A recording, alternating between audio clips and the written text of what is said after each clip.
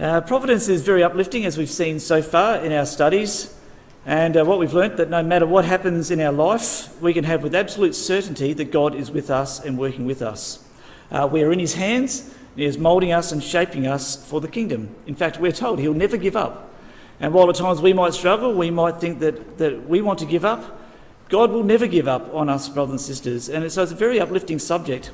Been a little bit challenging at times, and each time we've raised the bar a little bit. Tonight we raise the bar a little bit higher again. And hopefully tonight, as we look through these three things, we again see that this is a very uplifting, very exaltational subject. It just makes you just can't wait for the kingdom. You're just so much looking forward to it because we have a great eternal Father in heaven who has made all these things around us and is still interested in you and in me. So providence is actually about the unseen things that we don't see today in life. Today we live in a very mundane society. Everything is at our fingertips and it seems to be so real. But as we see from Corinthians, very much similar to what we read in Romans 8, which talks about a light affliction which is but for a moment, works out for us a far more exceeding and eternal weight of glory. That's Romans 8 verse 28 and also verse 18. Well, we look not at the things which are seen, but at the things which are not seen. For the things which are seen are temporal, but the things which are not seen are eternal. And the fact is, we've actually never seen God. We've never seen him. We've never seen his Son, Jesus Christ, either. We've never seen the angels, and yet we know they're with us every day of our life. Yet we know with certainty that one day all these things will be a reality. So as tonight we go through, remember, let's look to those things unseen and look forward to the future.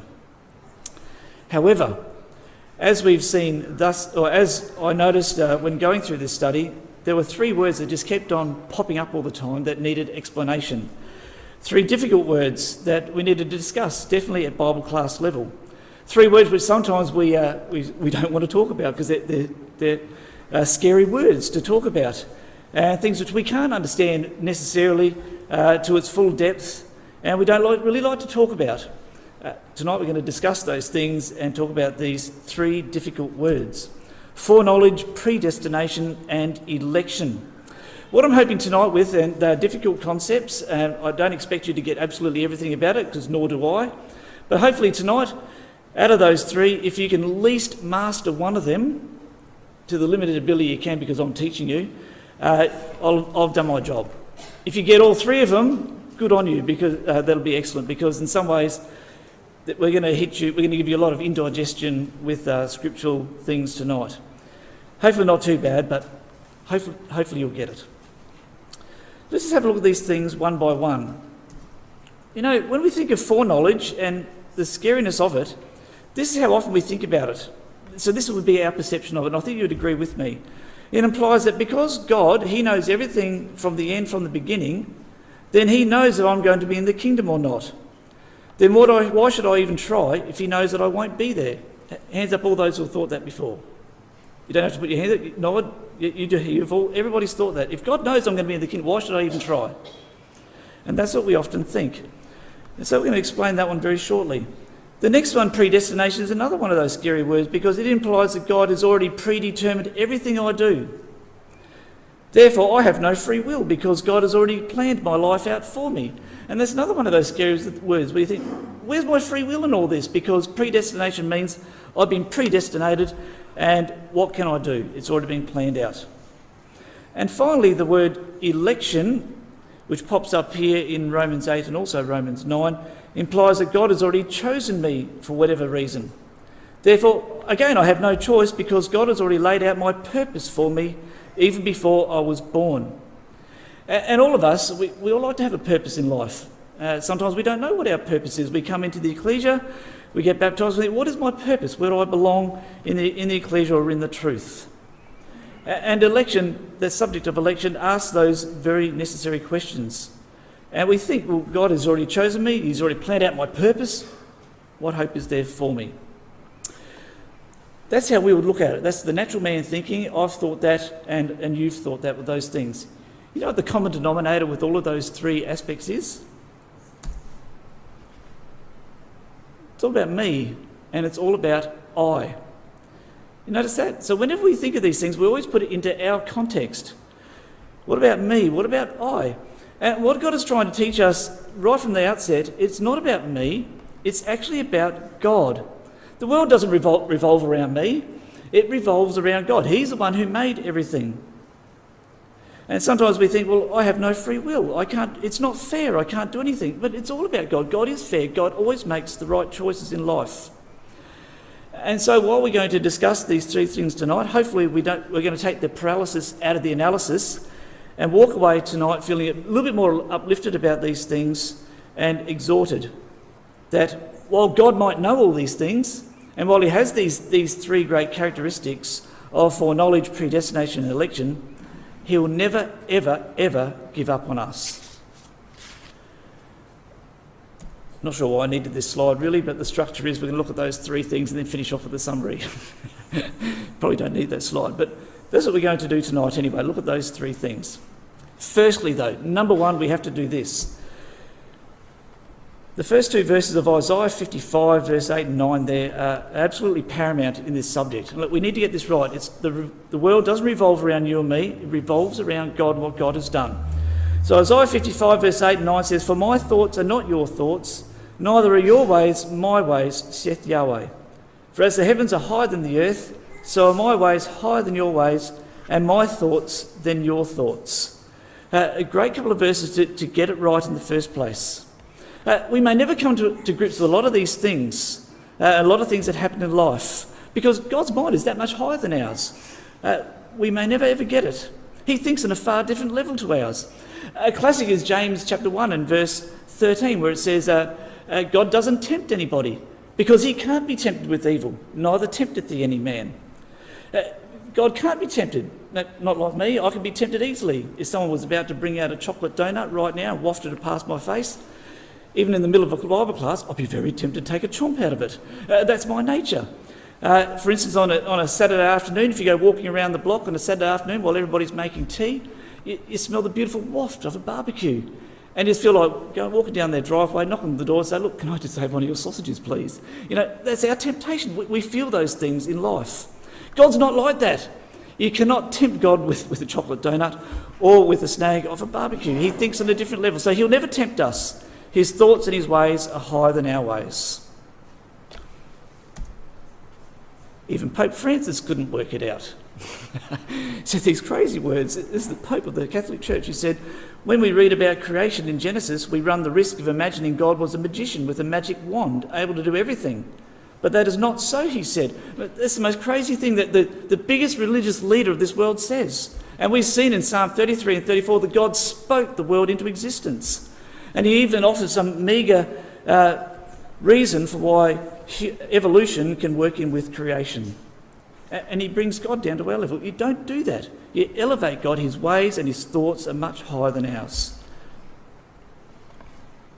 Crazy. Has anybody just finished reading that? I'm not going to read it out, but you've read it? It is amazing, isn't it? So we go to what the Bible says and not what the Pope says. And the Bible says that God, great is Yahweh and greatly to be praised. His greatness is unsearchable. How unsearchable are his judgments and his ways past finding out. He doeth great things and unsearchable, marvellous things without number. God will reveal all these things to us in the future, and we'll get a full grasp of these things. We may be not just ready for all of them just yet, but we certainly will in the future. But let's tackle these three things one at a time. Foreknowledge is our first one. The Greek word foreknowledge, it doesn't occur in the Old Testament. There's two actual Greek words. One's prognosis and the other one's prognosko. You might be familiar with the word prognosis. You go to the doctor says, well, you've got these symptoms, therefore I think you've got such and such. Well, you need to go to the chemist and buy some medicine to fix you up. He gives you a prognosis. So it's that sort of idea. So he has some sort of foreknowledge based on his experience about how to fix you up of that illness that you might have. And so in a very simple term way, I think we can get that. Excuse me. The word pro means, in fact, we'll just go a little bit further.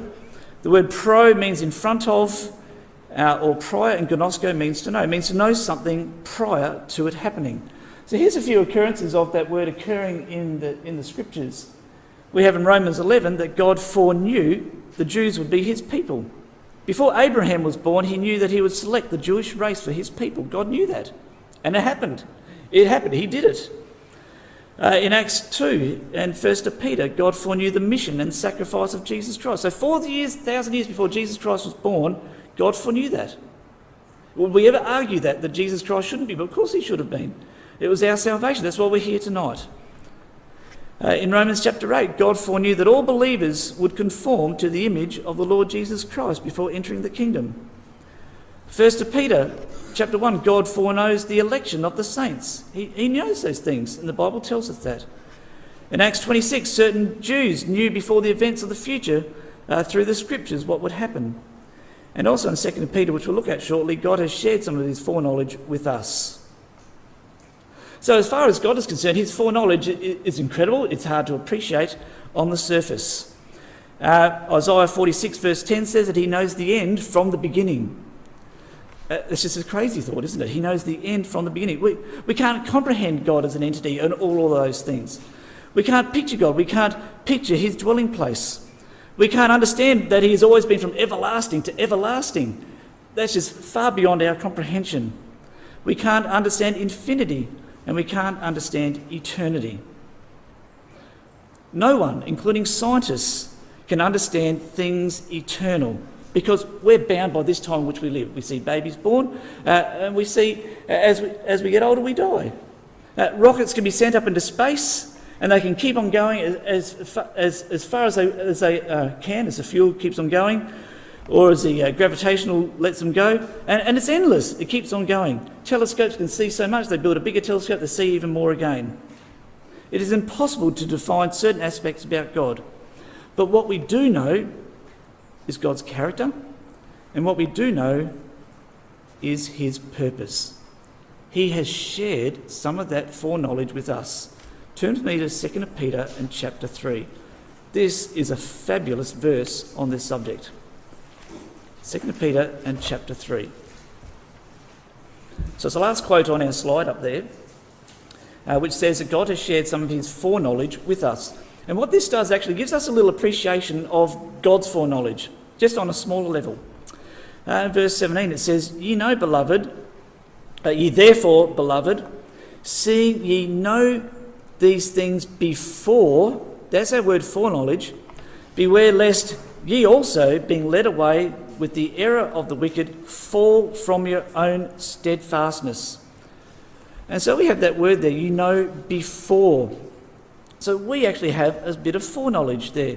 That know before is the same word foreknowledge as in other places.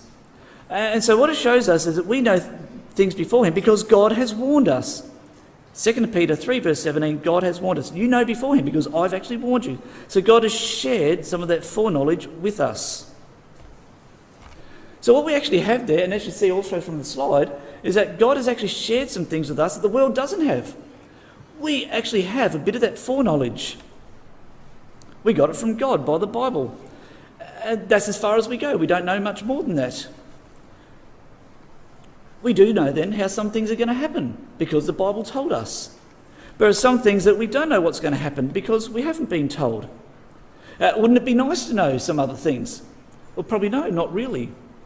Because God in his infinite wisdom, and infinite is not the best word to describe it because it is beyond that, he told us exactly the right amount that we need to know.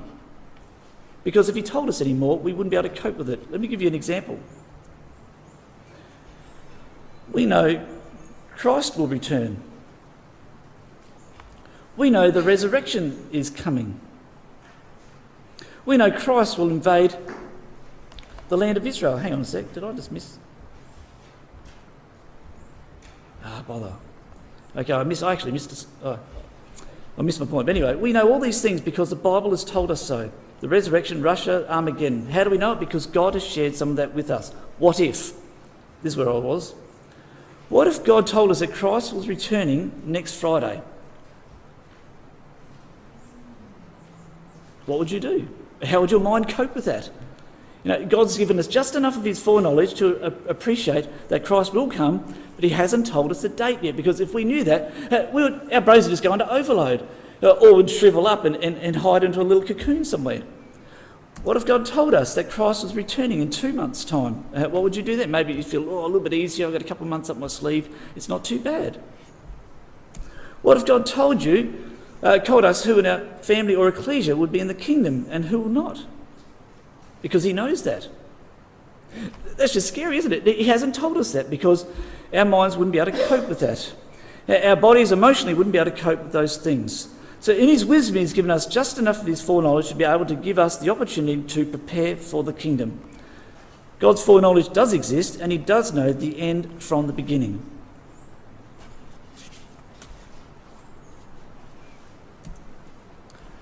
What if God told us about a major tragedy that will happen in our life in 6 months' time? How would we cope with that?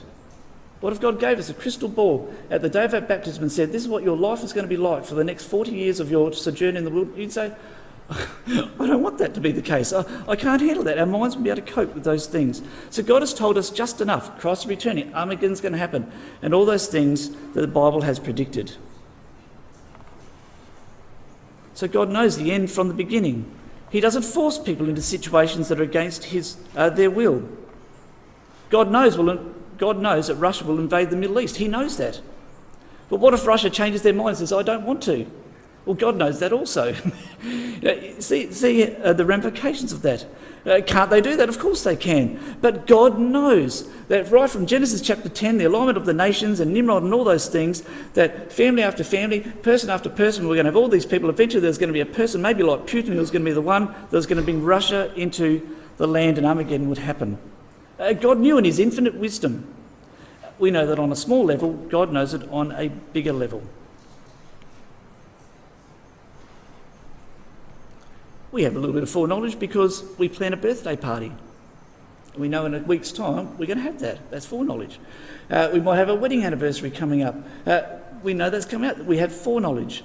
God is just on a greater level whatsoever.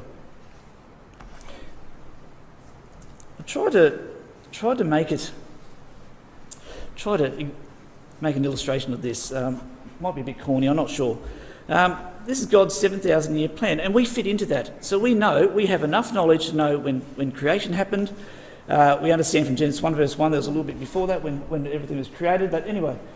And we know that there's 7,000 years. Beyond period, we only know 3 quotes about the beyond period. But that's the time in which we live in, that's 7,000 years of human history.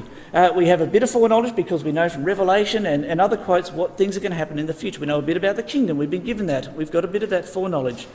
God knows far and beyond all those things. So if you squeeze it up a little bit, God was before that, he's after that, he's above that, he's below that. That's how great our God is. We've just got this little tiny period in which we understand. 7,000 years worth, a bit of understanding about the kingdom. We don't know much more than that. God hasn't told us. So the obvious question is, but then if God knows I'm going to be in the kingdom or not, what's the use of even trying? Well, the obvious answer to that is, well, that's their attitude. God knows that already anyway. See that? See how much sense it makes that God has only given us enough in this time frame to understand and not the whole picture. So we need to get off the roundabout because we won't get anywhere on that roundabout. God knows all these things. It doesn't need to scare us because he's given us a part of it already. He's shared a bit of it with us already, and we can have absolute confidence the rest is going to come to pass. The classic is Daniel chapter 2. We use it in lectures often, don't we? Daniel chapter 2, the gold... the head and shoulders of gold, and down it goes, the rest. Everything's happened. God shared that with Daniel, and it happened. He shared a bit of his foreknowledge with Daniel. We see the rest happen. Who's to say the rest won't happen? So we have a bit of that foreknowledge as well.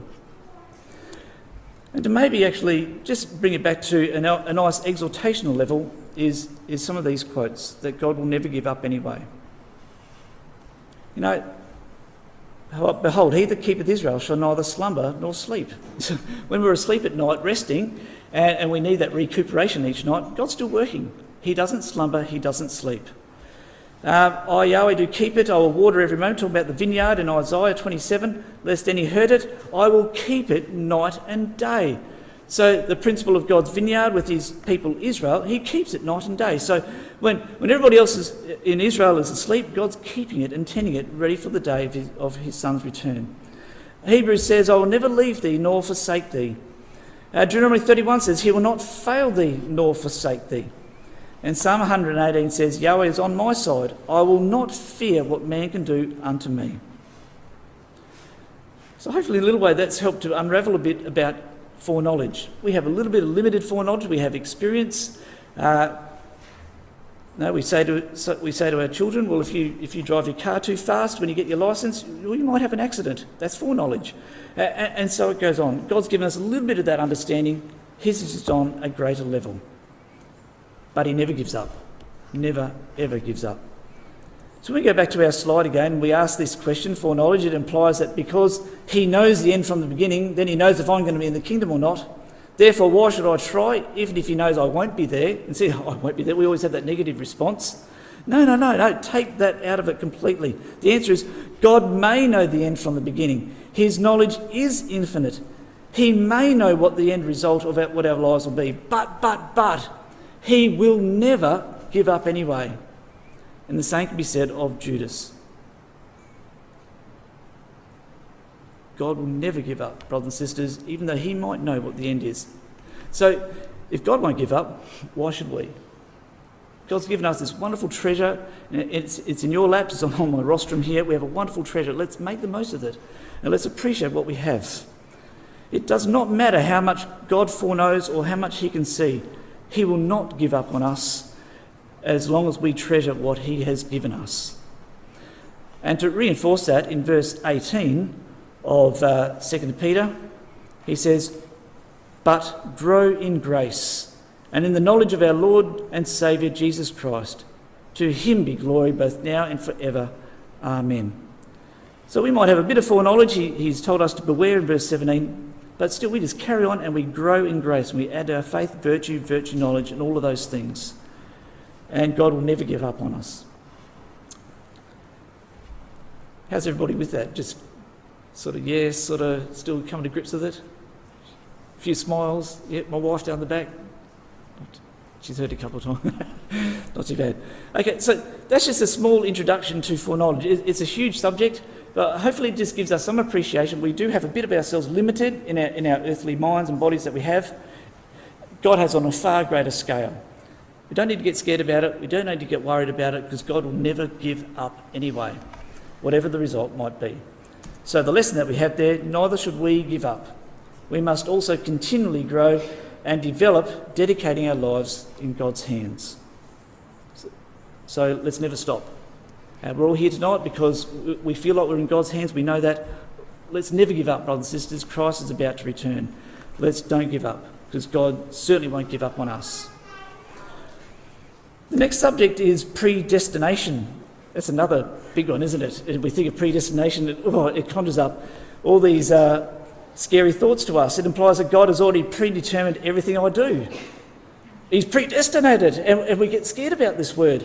Therefore, I have no free will. And again, it comes back down to me again. I have no free will. What can I do? Because God's already planned it out.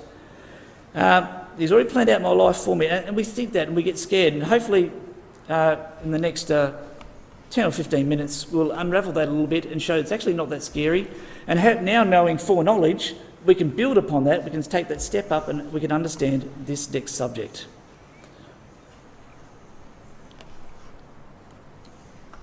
Turn to Romans chapter 8, please. Romans chapter 8 is an amazing chapter.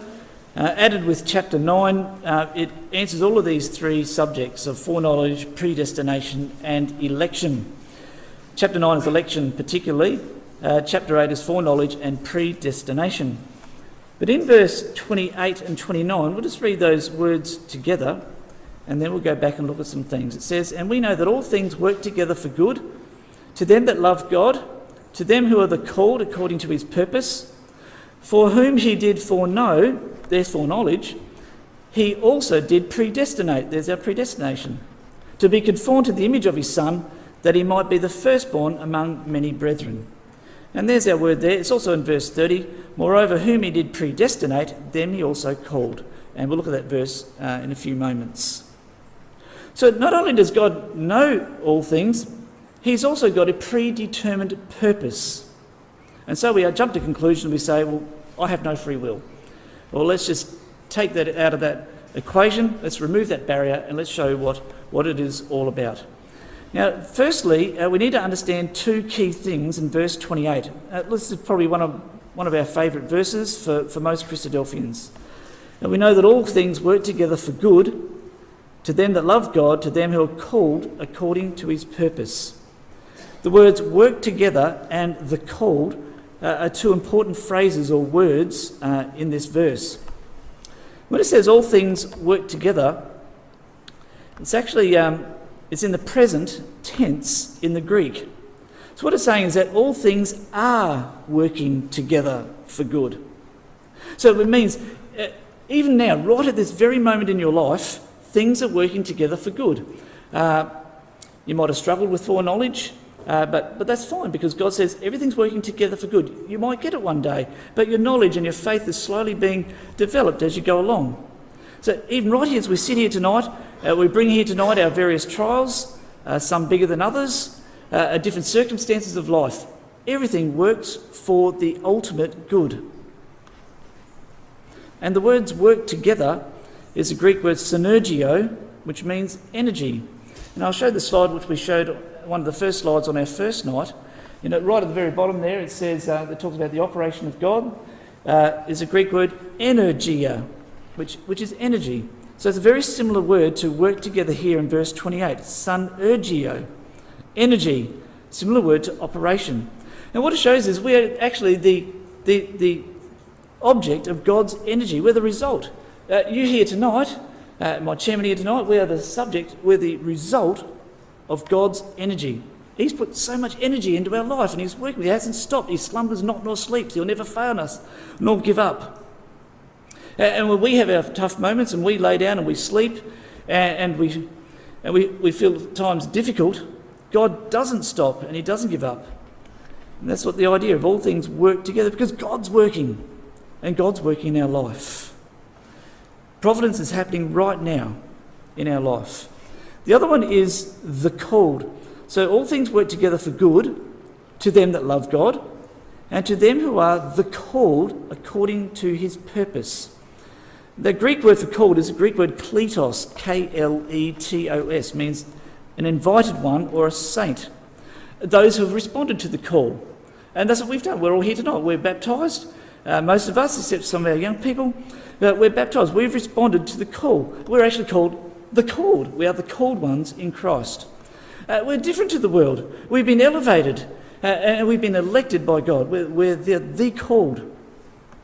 So while God does know who those are that will respond to the call because of his foreknowledge, he still calls them out anyway, because he's not willing that any should perish, but all should come to repentance.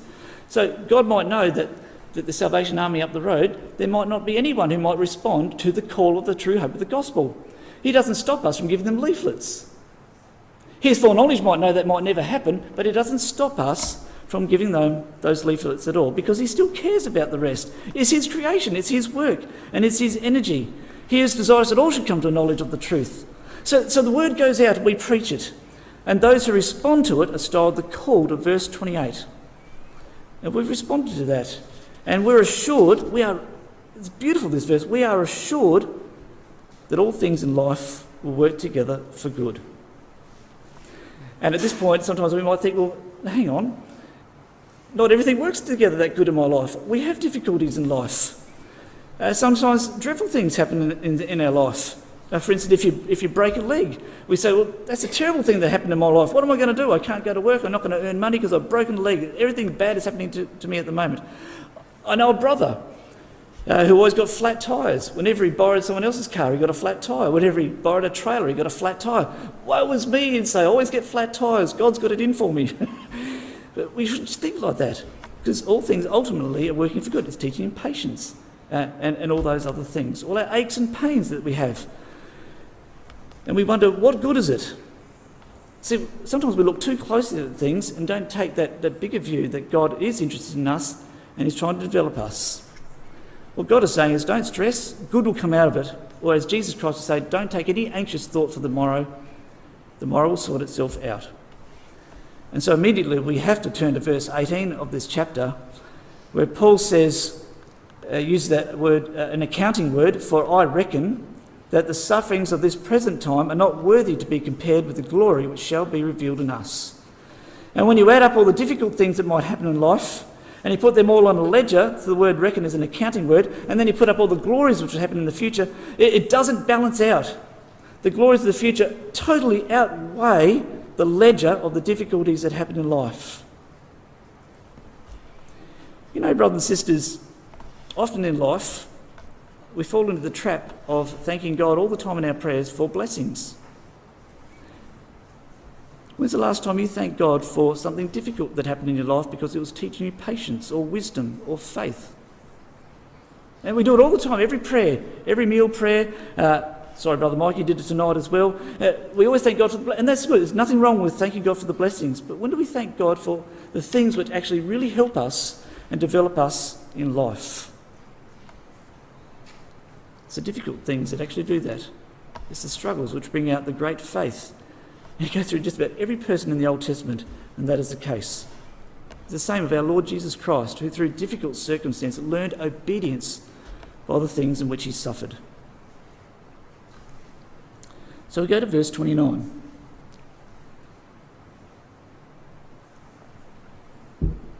For whom he did foreknow, he also did predestinate. And there's our word, predestinate. So we'll just put up some meanings on the screen for you. It's pro-horizo. So we've got the idea of the horizon, looking for or in front, and horizo, the horizon, to mark out before. So when I was like, we love a beautiful sunset on a hot summer's day, and we look out over the sea and we see, which is actually that way, and we actually see it right now. We see the sunset on the horizon, and it looks beautiful.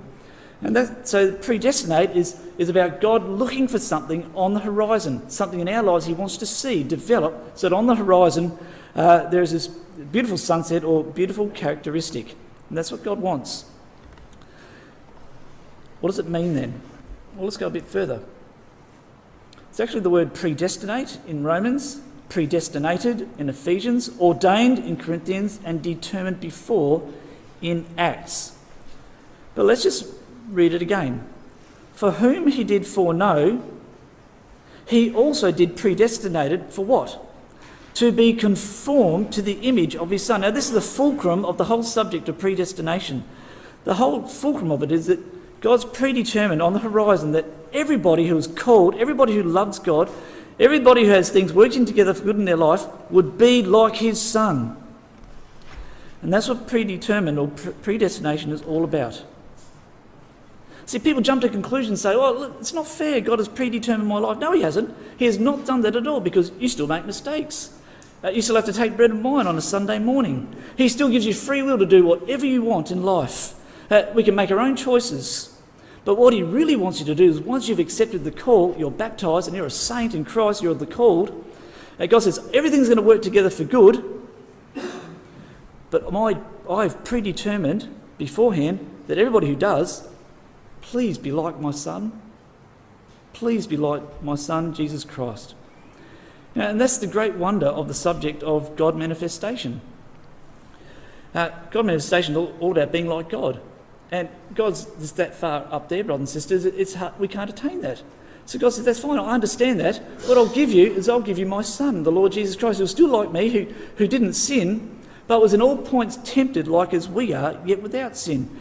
And so he's given us his Son to follow, and to follow in his steps. So we read the verse again. For whom he did foreknow, he also did predetermine just to be like his Son. So on the horizon, as we develop in life and the kingdom is about to start, there's a reflection of Jesus Christ in the mirror when we look in it, and he sees that. And I think it's just a lovely, lovely image that we have in those verses. It takes all the me, myself and I out of that idea of predestination. It puts God there at the focus. He's trying to develop us in life. He'll never give up.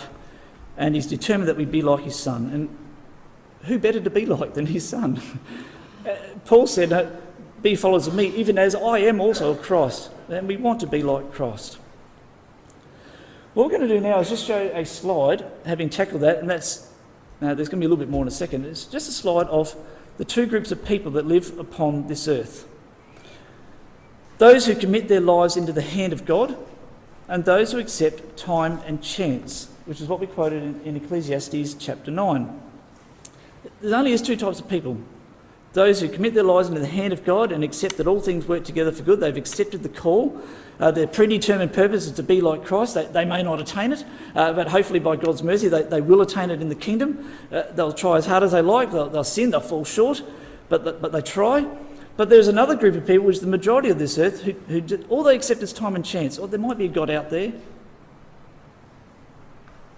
He might be nice to me. I might be in heaven when I die. I don't really know. And all they accept, their fate on this earth, is to eat, drink and be merry because, well, all I have is time and chance. If there's a God, well, hopefully he's nice to me. And that's what they think. And I work with people who talk about that every day. Everybody has free will. You have free will, I have free will. God might have a predetermined purpose that we might be like his son, but he doesn't tell you that you that's what you're going. That's what you will be. It's up to you. It's your choice to be like that. He doesn't make you do it. And of course, in the world, they all have free will. For those who accept time and chance, there is no future. And like Ecclesiastes said, if you accept time and chance, you die like the beast. You know, a living dog is better than a dead lion. You die like the beasts that perish. They exercise their free will, and that's what they get. They don't accept God, they accept time and chance. That's all they get. And that's what their future is. But for us, brothers and sisters, young people, God's predetermined purpose is that those who will be in the kingdom will be like his son. And we have free will to exercise that. We can either exercise that free will and be everything but like Jesus Christ. Follow the arrow down, well, there's no future in that. And well, the very fact that we've been called and God wants us to be like his son shows that God's interested in us. He wants us. He cares for us. He wants us in his kingdom.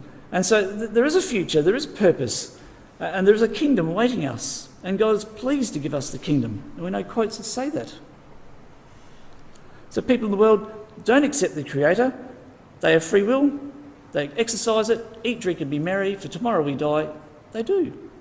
But for us, brothers and sisters, God has a predetermined purpose for all those who are now in the hands of God. We exercise our free will. We can go either way. The choice is ours. So we are that class that accept the Creator and say, I want to put my life in the hand of the Creator. You know, God says, that's great. I knew that because of my foreknowledge, but that's great anyway, and I'm not going to stop working with you. So as God says, for those whom I foreknew, who I knew that would accept the call, I have determined that they would put their lives in my hand and try to be like my son who I gave to them 2,000 years ago. That's his predetermined plan. And every day we live our lives in the hand of God. We don't live for this world's goods or this world's things. We live for the unseen things, for the eternal things. We go to work every day, or we go to school every day. We have the mundane things in life that we have to deal with. But every day we are conscious of the unseen things, the angels watching us. They're all around us there to help us. All things working together for good. I work next to some big double doors in the factory, big smelly factory, and every time the doors open and I can see the sunshine outside, I just imagine there's the angels out there, just like Elisha's servant said, those be with us are more than those that be against us, which is everybody else inside the factory. You need to make those little pictures to your own mind to bring the reality of that. And the angels are working on our behalf, and I imagine whenever the doors open, bang, I imagine the angels there watching over us. As soon as it closes, rats, I've got to go back to work again. and I try to look at it that way. So God's predetermined plan is that whoever accepts the call must be like his son. Please be like my son. I sacrificed my only begotten son for you. Please be like him. I've called you. I don't slumber. I don't sleep. I'm always there for you. I'll never leave you nor forsake you. Just be like my son. And so verse 30 says, and this is a wonderful verse, moreover, whom he did predestinate, to be like his Son, them he also called. And look at the progression of this. And whom he called, them he also justified. And whom he justified, them he also glorified. So when we accept the call in the waters of baptism, we become the called. And then we try to be like his Son, and God says, it's good as done. You are glorified because you've tried to be like my Son in life.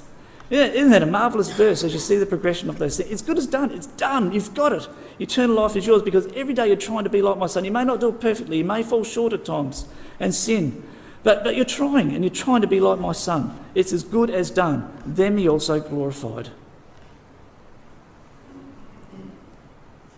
Difficulties will happen in life. They were foreknown by God, but for an advantage. Ours, someone else's. As a preaching tool, we don't know, but all things work together for good. Sometimes we look at situations in the long term and not in the short term. It's very difficult. For teenagers, 1 week means it's a long time, is 1 week. You're stuck at uni all day and a week seems to go on forever. 1 year is an eternity. And people who turn 30 years old, that just never happens. I can guarantee it does happen. And people who are in their 30s and 40s, it does happen. Life seems to go on forever, and a week can be like a long time for a young person. And the world tells you today, everything's at your fingertips. You can get instantly, just like that. Go out and get it now. Excitement, entertainment, everything on tap. And the world knows no bounds. It's impatient. You can have anything you want, anyhow, anywhere, whenever, with little cost. Except for utilities, they always seem to be going up. But the point is, our life is not our own. We owe everything to God. We've been bought with a price, the precious blood of Christ for us. And every day God is working for us for our good.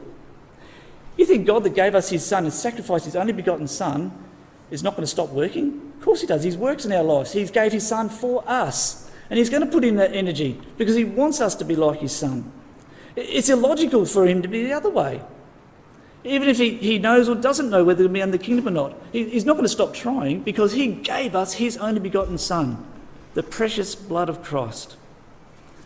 And so we need to commit our life to him and in his hands. Just turn with me to 2 quotes just to finish off this idea of predestination. Deuteronomy 30, please, is one of them. Then we'll go back to the New Testament. We know these words quite well in Deuteronomy 30, verse 19 and 20, where it says, I call heaven and earth to record this day against you, that I have set before you life and death. These are Yahweh's blessings through Moses to the children of Israel. Blessing and cursing. So I've set these things before you. You have the simple choice. You've got free will. You can choose one or the other. The same for us, brothers and sisters. We have free will. We choose either be like God's Son or not. And he says, well, choose life. Choose life. If you choose it, you can live. Just like Zedekiah in the times of Jeremiah. Zedekiah kept on rebelling against God, rebelling. And Jeremiah still comes out and says, Zedekiah, if you just change just this once, you can live and have life. Choose life, brothers and sisters and young people, that thou and thy seed may live forever. That thou mayest love Yahweh thy God, Romans 8, verse 28. That thou mayest obey his voice.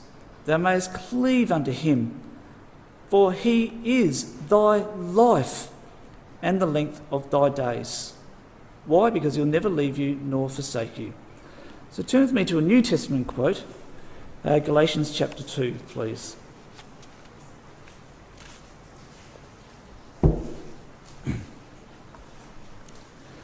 So what do we choose? What do we choose? We choose to live. What type of life do we choose to live? Well, we choose to live like Jesus Christ. And so in verse 19, we have those lovely words of the Apostle Paul, who says in verse 19, Galatians chapter 2, For I through the law am dead to the law, that I might live unto God. Well, how do I do that?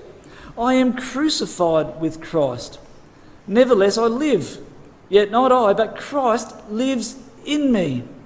And the life which I now live in the flesh, I live by the faith of the Son of God, who loved me and gave himself for me. So is Christ in us? That's what God wants us to be like. It's like Christ. And we get to keep on living. We crucify the flesh, the things that The things we need to sacrifice in life, we crucify in order that we might be like Christ. Because this life is just temporal. We only live for a short time. It doesn't matter what sacrifices we have to put in place, because eternity just keeps on going forever. Beyond that 7,000 year period, it goes beyond. It's worth the effort. It's worth the sacrifice. And Paul said those lovely words, I live, because Christ is living in me. And he was motivated by the love of what Christ did for him, who gave his life for him. So we get back to finishing off predestination, which we always say implies that God has already predetermined everything I do, therefore I have no free will. The answer is, well, God has not predestinated us to be in the kingdom. No, he hasn't. Rather, God delights to give us free will and wants us to be like his Son. That is our decision.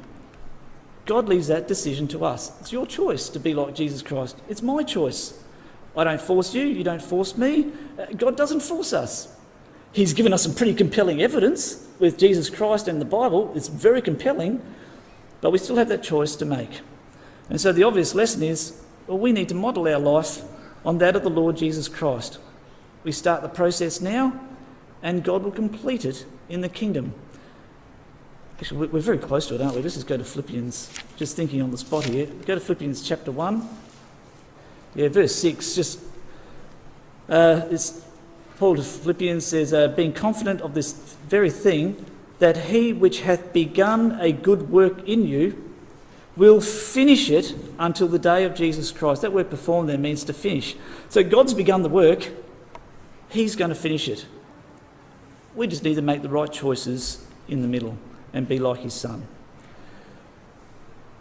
So what may seem like a difficult subject, foreknowledge and predestination, actually becomes a very uplifting, a very exaltational subject. God's greatness and his thoughts and his ways are far above ours. But it's just wonderful that he's actually included us in that. We're included as in that hope with God. It's just incredible that God has done that. So what God is actually doing is actually building. He's a wise master builder that is building. But as Brother Thomas says, and it's just a wonderful little book, if anybody's got it, The Faith in the Last Days by Brother Thomas, it's all of a concoction of his articles. The very first one is the one to read. When you go home, read this article. You will not be disappointed. Just like everybody who builds a house, if you've ever built a new house or done an extension, well, the first thing you do is make a plan. So Brother Thomas relates this to a spiritual thing that God is doing, is making a house ready for his kingdom. They draft a scale model. So we go into the real estate agent, we make up a plan. They might even have a little scale model there as well. God's made a plan. The plan is in his word. The scale model is his Son. It's a complete, perfect replica of what the spiritual building is going to look like. When we go to build a house, we collect all the necessary materials, all the different tradesmen and all the different people have to come in seamlessly and do all these things. Well, God does that. He's collecting all the necessary materials for his kingdom. That's you and me. We're the necessary materials. He doesn't force us, but what he's hoping is to get those right materials through them having faith and belief in him. He follows the whole process from start to finish, noting that the foundation is first. And we do that. We have people across the road who have they've demolished a house, they've divided in half, and there's some foundations there and they're starting to build on it. Every day without fail, the people who are building that house come around and look at it to make sure everything's happening right. We do that. That's what God does every day. And every day, without fear, he's looking after us and watching over us, slumbering not nor sleeping. He ensures that everything that he uses is precisely to the plan. So when he gives us immortality, everything is precisely to the plan. But when finished, like any building site is, he discards the unnecessary materials that broke or did not fit. And we don't want to be those. We want to be those that precisely fit in there. And so Brother Thomas says, now the great builder of the heavens and earth is God. He either made all things at random or he did not. Who will say that the Creator permitted chance to elaborate the terrestrial system? The Scripture declares that everything was measured, meted out and weighed, and that the Spirit of the Lord executed his work without any counsel or instructed him. It would be nice if the Pope actually read that out instead of that early summary that he had. So God is a master builder, and he's building slowly but surely. He has foreknowledge. He has a predetermined purpose. He knows what it's going to look like. His purpose is it'll look like this. Well, how does election fit into that? And we've got 5 minutes to talk about it. And we can do that. It's a lot easier than what it seems. Turn with me to Romans chapter 9, please. So while you're turning there, election implies that God has already chosen me for whatever reason. Therefore, I have no choice because God has already laid out my purpose for me even before I was born. And we shudder at that thought that God's already chosen out my purpose. He already knows what I'm meant to do. Well, it's not fair. But as we've discussed already, free will is there. God does give us that free will. What is election all about? We have 2 Greek words. One's eklogi, which means like a divine selection. So God chose Israel as a nation. He could have chosen all these other nations. He chose Israel to show forth his righteousness and his ways through his mercy and power. And also it's of Paul being a chosen vessel to bear God's name before the Gentiles. So immediately we see election. That's actually quite important. If God chose any other nation, his purpose wouldn't have been fulfilled. But he chose Israel because it would happen through them. God chose Paul. Okay, admittedly, God could have chosen anyone and it would have worked, but God chose Paul because God knew that he would be the vessel to bear God's name before the Gentiles. We could add to that, he chose his son. And you can see how important election is. He chose him. But when you go to Romans 9, there's a few patriarchs here that we need to read of in the subject of God's election. Read verses 7 to 9. Neither because they are the seed of Abraham are they all children, but in Isaac shall thy seed be called. Now that's not our word election there, but it's very close. That is, they which are the children of the flesh, these are not the children of God, but the children of the promise are counted for the seed. For this is the word of the promise. At this time I will come, and Sarah shall have a son. So what would have happened? Abraham wanted Ishmael to be the heir, but God said, no, your wife, Sarah, is going to have a son, and he is going to be the heir. So if Abraham made the choice, it wouldn't have worked. So if choices were left to the undirected will of man, it wouldn't have worked. God made the right choice. So in verse 10 to 13, we read of Jacob. And not only this, but when Rebekah also had conceived by one, even by our father Isaac, for the children being not yet born, neither having done any good or evil, that the purpose of God according to election, there's the word election, eklogi, might stand, not of works, but of him that calleth. It was said unto her, the elder shall serve the younger. As it is written, Jacob have I loved, Esau have I hated. And so God made a choice. Before the kids were even born, there's twins in the womb. Isaac would have chosen the wrong one. God chose the right one. So we don't always make the right decisions, but God does. So let's just go through some of these things. God is no respecter of persons. He has no pleasure in the death of the wicked, that all should turn to his way and live. He is long-suffering, not willing that any should perish, but all should come to repentance. Well, how does that fit in with this? Well, this is Brother Thomas's summary in Help Us Israel. The election, in all cases, what we just read here, has been of him that calleth. Deity's purpose could not have been accomplished if left to the undirected will of man, i.e. Abraham would have made Ishmael his heir, Isaac would have elected Esau.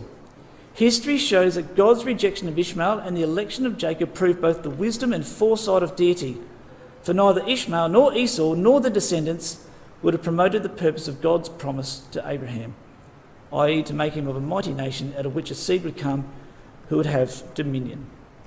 So I think that makes it a little bit easier. So God can make these choices because he makes the right choices. We wouldn't have done that. And so another Greek word for election, and we're going to finish with a couple of these verses in 2 minutes. Eklektos, to select or by favourite. And what it means, brothers and sisters, is when God has sent out the seed and has done the calling, we've accepted that, we become the called. But we also become elected or chosen by God. Doesn't mean we're going to be in the kingdom or not. We still have to try and be like his son. But God then gives us that title. We are now selected Well, by implication, a favourite, but yeah, we don't like that word favourite as much, do we? So as we got by our bottom quote there, many are called, invited, but few are chosen or elected. So let's just turn 2 quotes, please, and then we'll finish with our last slide-ish. 2 Peter 1 and verse 10. Apologies for going over that one too quick. 2 Peter 1, which just fell out of my Bible a second ago. There it is.